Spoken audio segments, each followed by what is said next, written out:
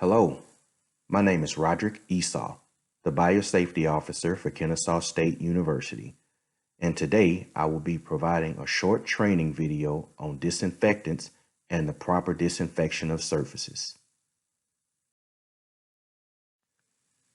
Studies have shown that SARS coronavirus 2, or SARS-CoV-2, the virus that causes COVID-19, once released through respiratory droplets of an infected person, can survive on surfaces for hours up to days depending on the surface. With that being said, it is possible for the virus to be transmitted through contact with contaminated surfaces. Therefore, it is very important for these surfaces to be disinfected on a routine basis. In this video, I will be providing general information on disinfectants, the various types of surface materials that should be considered, the proper methods for disinfection, and a demonstration at the end of the video. So without further ado, I will move on to some definitions. What are the terms cleaning and disinfection? These terms are sometimes used interchangeably when they're actually different. Cleaning, as defined by the Centers for Disease Control, is the removal of foreign materials such as soil and organic material from objects. Cleaning is the actual removal of the visible contamination that you can see on surfaces. So before you disinfect, it's a good idea to clean the surface first, usually with soap and water. Disinfection, on the other hand, is a process that eliminates many or all pathogenic microorganisms except bacterial spores on inanimate objects. To disinfect a surface, you'll need something called a disinfectant. A disinfectant, as defined by the National Cancer Institute, is any substance or process that is used primarily on non-living objects to kill germs, such as viruses, bacteria, and other microorganisms that can cause infection and disease. Disinfectants are going to be most effective on hard, smooth, non-penetrable surfaces, those that won't allow gas or liquid to pass through. So when disinfecting surfaces, you should focus on those non-porous, high-touch, frequently touched surfaces. These surfaces are going to be made from materials including metals, plastics, rubber, glass, laminate wood, just to name a few. Now, disinfectants are not generally going to be for use on porous surfaces. So surfaces such as carpet, cushion chairs, or clothing, disinfectants are not going to be effective on those types of materials. This is not an exhaustive list by any means, but these are some examples of some areas that you should be focusing on when cleaning and disinfecting. These surfaces can be found in common areas, in your office suites, classrooms, even around your home. But things such as doorknobs, push-pull bars, handrails, countertops, your desk, light switches, your chairs, if you have those that are made of metals or plastics, you can disinfect your chairs. But what you primarily want to focus on with these are going to be your armrests, because that's where your arms and hands touch the most. Tables and computer equipment such as your keyboards and your mouse, printer, your phones and tablets, cabinetry and hardware that you may touch, and any personal items that you handle on a regular basis. These are all examples of things that you want to focus on when cleaning and disinfecting. When preparing to disinfect surfaces, there's a few things you'll need. First, you'll need an EPA-approved disinfectant that kills both bacteria and viruses. Specifically for SARS coronavirus 2, your disinfectant should come from EPA Listin, which I'll explain more about on the next slide. You'll also need disposable cloths such as paper towels or microfiber cloths, and you'll need a lined garbage container to discard your waste materials when you're finished.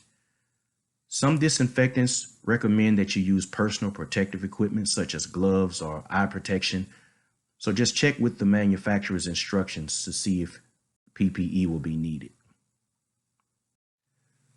On the previous slide, I mentioned EPA List N. List N is a list of disinfectants that meets the EPA's criteria for use against SARS coronavirus 2. All disinfectants are going to provide certain pieces of information on the product label, such as the product name, the active ingredient or ingredients, the EPA registration number, a list of pathogens that the product claims to be effective against, and the contact or dwell time in minutes, which is the amount of time that the surface needs to remain wet in order to kill or deactivate those pathogens. What you won't find is instructions on how to kill SARS coronavirus 2 just because it's a newly emerged pathogen. And that's where List N comes into play. List N should be used as a cross-reference for disinfection instructions. If you look at the example on the right, this particular product gives norovirus as the instructions for how to kill SARS coronavirus 2. This is the disinfectant that KSU currently has for distribution to departments, the Ecolab Peroxide Multi-Surface Cleaner and Disinfectant. It is a hydrogen peroxide-based disinfectant, and it is on the EPA-approved List N. It will come ready to use, so you won't have to dilute it in any way, and the contact or dwell time for this one is 3 minutes. When using a disinfectant or any chemical for the first time, always read the label and instructions in its entirety prior to use. You want to look for the things like active ingredients, the proper personal protective equipment if it's necessary, any first aid instructions in the event that you get some on your skin, in your eyes, or in your mouth, and you want to pay close attention to the contact or dwell time specifically for disinfection. Never ever mix chemicals. Mixing chemicals can result in unwanted chemical reactions or may produce toxic vapors that can be harmful. The following is a list of step-by-step instructions on how to properly disinfect surfaces. First, if the disinfectant you're using recommends the use of gloves, you want to inspect your gloves for deformities or tears of any kind. If your gloves have imperfections, you want to discard those and get a new pair to put on. Next, you want to check your surface. If your surface is visibly contaminated with dirt, grime, grease, or any type of other organic material, you want to make sure that you clean your surface first, either using soap and water or some type of multi-surface cleaner. Next, you want to apply your disinfectant. You can do this one of two ways. You can either spray the surface directly 6 to 8 inches above the surface and take a disposable cloth and lightly spread the disinfectant around on the surface to get an even coating. Or you can spray a disposable wipe with the disinfectant and apply the disinfectant with the wet wipe. You want to do this to all horizontal and frequently touched surfaces. Next, you want to allow the appropriate contact time according to the label to deactivate your pathogens. After the contact time is passed, you can either allow the surface to air dry, or you can take a disposable cloth and wipe the excess moisture away. After you're done, you discard the used cloths into the waste container. Lastly, you want to remove your gloves properly and dispose of your gloves into the waste container. Don't forget, anytime you remove your gloves after disinfecting your surfaces, you want to make sure to perform hand hygiene. Wash your hands with soap and water, or if soap and water is not readily available, you can use hand sanitizer with at least 60% alcohol. For cleaning and disinfecting the surfaces of electronic devices, accessories, and other sensitive equipment, here are a few general cleaning tips to remember. Always check the manufacturer's cleaning recommendations first, as the manufacturer may advise against applying certain materials on their products. If there are no manufacturer's specific cleaning recommendations, the use of alcohol-based products are usually a safe choice.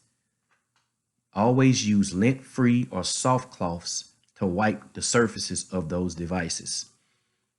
Unplug devices from external power sources as you will be applying moisture.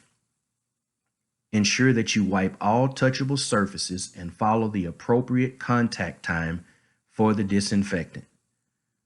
Some things to avoid: spraying disinfectant directly on the surfaces is something that you don't want to do. Also, avoid applying excess moisture.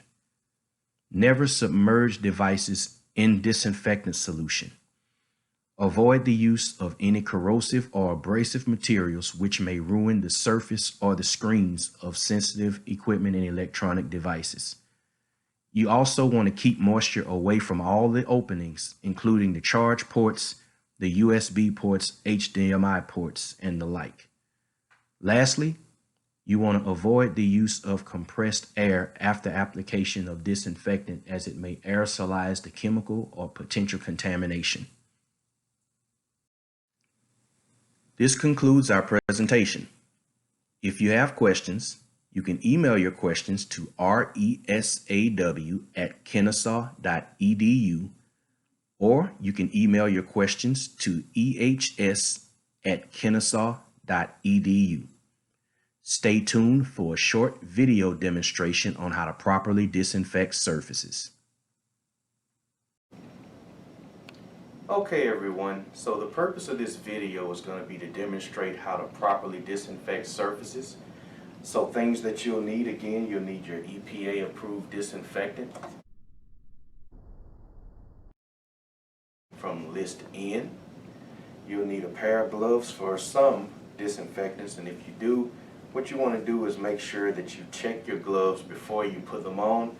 Just check for tears or breaches or some type of imperfections, that may cause contamination or chemicals to go through to your hands. If you find that, just throw them away and get a brand new pair. So first I'll don my gloves.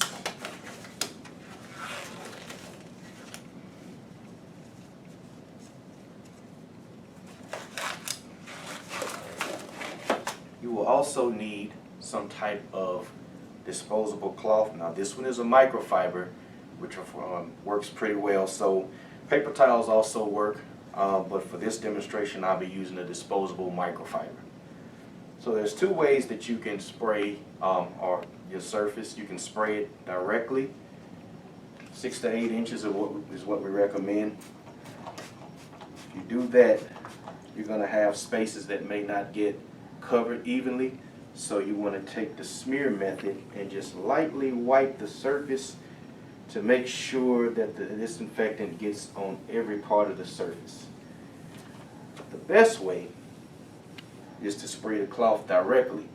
That's going to reduce the amount of spray that's in the air, and you can just wipe it evenly with the cloth itself. So give your surfaces a good thorough wipe. Always be thorough, because it's easy to miss spots whenever you're disinfecting surfaces. You want to get the whole surface, so make sure you're thorough. Now for effect, what we've done, we've sprayed an indicator to basically demonstrate what contamination on a surface would look like. So right here you can see that the white is going to be basically indicative of contamination. So to disinfect these kind of surfaces, apply more spray and make sure you, again, thorough when you're cleaning your surfaces. Get the receiver real good, the buttons, and notice that I didn't spray the phone itself directly. This is an electronic device, and it may cause it to short circuit, or it may damage the device in some way. So for all your electronic devices, you want to wipe with the cloth instead of spraying directly. Works with your computer equipment also. Have a keyboard and a mouse. You can wipe the mouse, top and bottom and on the sides. Keyboard. Make sure you get all the keys. The spaces between the keys are a little bit more difficult with a cloth like this, so what we recommend is that you just take a cotton swab and wet the tip of the cotton swab, and it'll make it easier to get between the keys. If you have office chair that's made of leather, you can wipe the leather surface and the armrest. If not, you just want to make sure that you get the armrest, so that's where your arms and hands touch also. Last thing you want to remember, these are not reusable, so make sure you discard it after 3 or 4 uses on surfaces. Lastly, you want to remove your gloves, which may be contaminated. So to do that, you pinch the end of the first glove, peel the glove from the inside out, ball it up with your steel gloved hand, and then you want to slide your finger under the glove, peel that glove from inside out, taking care only to touch the inside, and the contamination stays on the inside. And that is it.